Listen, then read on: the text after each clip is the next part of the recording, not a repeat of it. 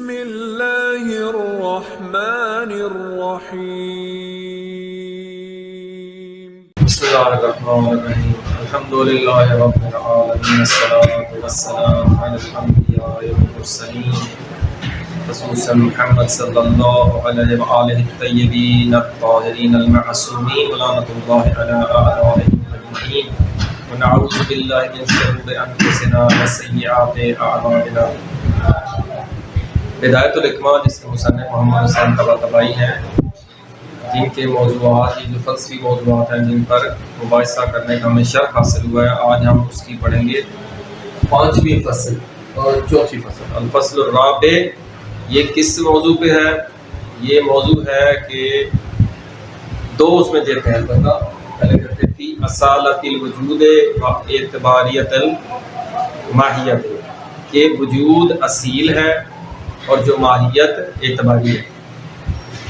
دوبارہ بطور مقدمہ وضاحت کر دیتے ہیں کہ ہمارا موضوع فلسفے کا موضوع وجود ہے۔ جب ہم نے وجود کو سمجھنا ہے تو 3 رئیسی مفاہیم، وجود مطلق، دوسرا عدم مطلق اور تیسرا ماہیت۔ وجود مطلق جو خود بخود موجود ہو، اپنا وجود ذاتی مستقل رکھے خارج میں، وہ ہے مطلق الوجود۔ دوسرا ممتنع الوجود یا عدم مطلق، یعنی جو لا شے ہے جس کا خارج میں وجود نہیں ہو سکتا۔ تیسری ہے ماہیت۔ مسئلہ اسی ماہیت کے مسئلے آ رہا ہے کہ کیا یہ جو ماہیت خارج میں ممکن موجودات ہیں، ان میں کیا چیز اصل ہے؟ ماہیت اصل ہے یا وجود اصل ہے؟ مسئلہ چونکہ خارج میں ایک ممکن موجود ہو گیا، اب وہ کہتے ہیں کہ ماہیت نے اس کو وجود دیا یا وجود نے اس ماہیت کو ایک وجودی عنوان دیا، اس میں سے اصل کون ہے؟ تو بنیادی طور پر جب ہم کہتے ہیں، سب سے پہلے یہ بتا دیں کہ الانسان موجود، یہ ہم ذہن میں قضیہ بنایا، یہ مفہومی بات کر رہے ہیں، خارجی بات نہیں کر رہے، کیونکہ خارج اور مفہوم ان دونوں باتوں کو آپ نے اس میں تدبر کرنا ہے، انتہائی دقیق ہوتی ہیں یہ مباحث، اسی میں مسئلہ ہو جاتا ہے۔ ہم آخر میں بتائیں گے کہاں پہ مسئلہ ہوا، کئی جو فلاسفہ تھے ان کو۔ تو الانسان موجود، انسان موجود ہے، یہ انسان نے ذہن میں تصور کیا۔ اب یہاں پہ انسان اور ہے اور اس کا وجود اور ہے۔ انسان کیا ہے؟ پہلے اور دوسری فصل میں ہم نے بتایا انسان ماہیت ہے، اور وجود اس ذہن نے اس کو وجود دیا ذہن میں۔ یہ انسان کہاں سے آیا؟ یہ خارج میں جو انسان پائے جاتے ہیں اس میں سے کلی مفہوم ہم نے انتزاع کیا ذہن میں، پھر اس ذہن پہ وجود کو ہم نے حمل کیا۔ دونوں ایک شے نہیں ہے، جبکہ خارج میں انسان کا وجود وہی ایک شے ہے۔ یہ یاد رکھیں، خارج میں جو انسان ممکن موجود پایا جا رہا ہے اس میں وجود اور انسان ہونا یہ ایک ہی شے ہے، یہ 2 اشیاء نہیں ہیں۔ لیکن عقل میں یہ صلاحیت ہے کہ اس نے اس سے 2 مفاہیم ذہن میں انتزاع کر دیے، اس سے نکال دیے۔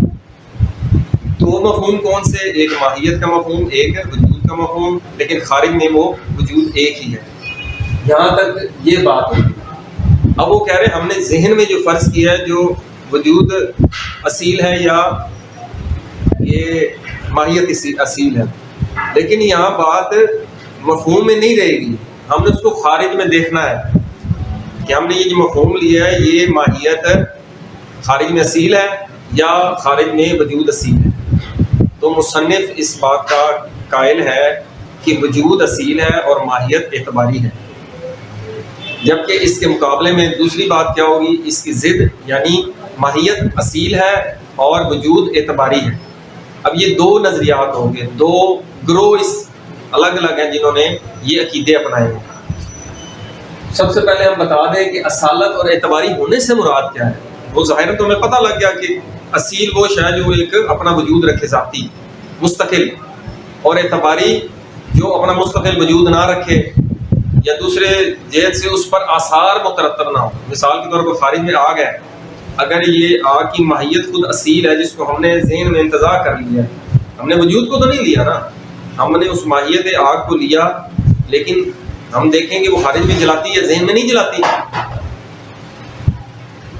لیکن یعنی اس پہ آثار خارج میں مترتب ہو رہے ہیں لیکن ذہن میں مترتب نہیں ہو رہے. یہ اعتباری کا معنی ہے کہ جہاں وہ اس کے آثار جس شے کے ذاتی ہوں وہ اصیل ہے.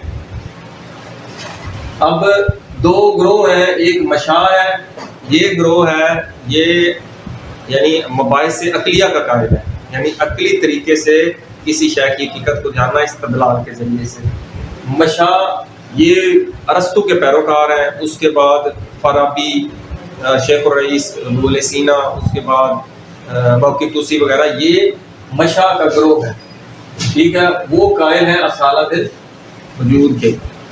دوسرا گروہ ہے اشراکی, یہ شہاب الدین سہروردی, یہ اس گروہ میں اصل میں یہ پرانا ہے گروہ, یہ افلاطون سے ارسطو کے ساتھ, یہ افلاطون اور پھر اس کے بعد شہاب الدین سہروردی, وہ لوگ کہلاتے ہیں اشراکی.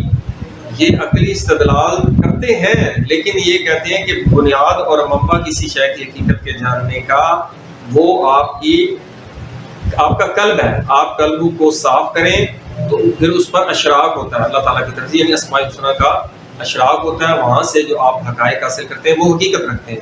یہ دو گروہ ہو گئے, مشاع قائل ہے کہ وجود اصیل ہے اور اشراقی قائل ہے کہ ماہیت اصیل ہے.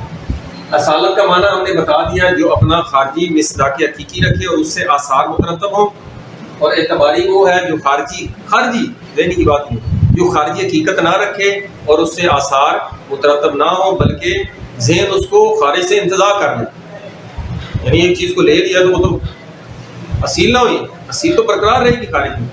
تو جس چیز کو ذہن نکال لے, اعتبار کر لے اپنے ذہن میں, اور اس پر پھر مختلف موضوعات کو حمل بھی کر لے تو وہ اعتباری کہلاتا ہے. یہ دو چیزیں بھی ہوں گی. یہ اشکال ہم آخر میں پڑھیں گے.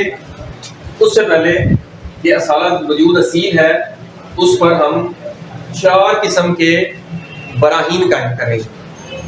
پہلا برہان کہ خود تعریف ماہیت بتا رہی ہے کہ وہ اعتباری ہے, وہ اصیل نہیں. کیسے؟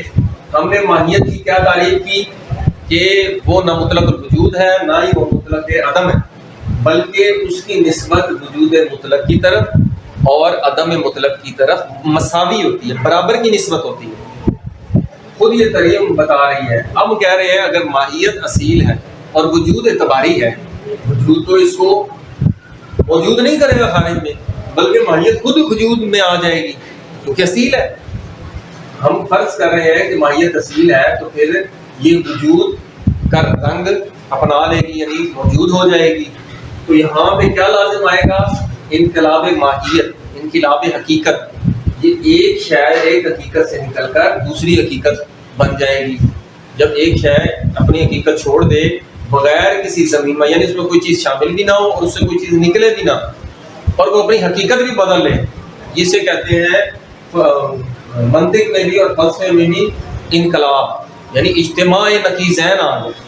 ایک یہ شے بھی یہ شے ہو جائے اور اپنی شے کھو کے یہ بن جائے, یہ تو انقلاب ہو گیا. اور وہ خود بخود ایک اس چیز میں اتنی صلاحیت ہی نہیں ہے, اس نے بھی اپنی طرف کھینچ رکھا ہے, اس نے بھی اپنی طرف برابر کھینچ رکھا ہے, تو یہ یہاں سے کیسے نکلے گی؟ کیونکہ ہم نے اس کو فرض کیا وجود مطلق کو کہ یہ اعتباری ہے, یہ تو نکال ہی نہیں سکتی. تو یہ خود بخود کیسے نکل آئے گی جبکہ ہم نے اس کا کام مساوی نسبت ہے, اس میں وجود تو پایا ہی نہیں جاتا. تو یہ انقلاب ماہیت, انقلاب حقیقت لازم آئے گا, جو کہ محال ہے منطق میں بھی فلسفہ میں. یہ قوانین بھی ان کو بھی آپ یاد رکھیں.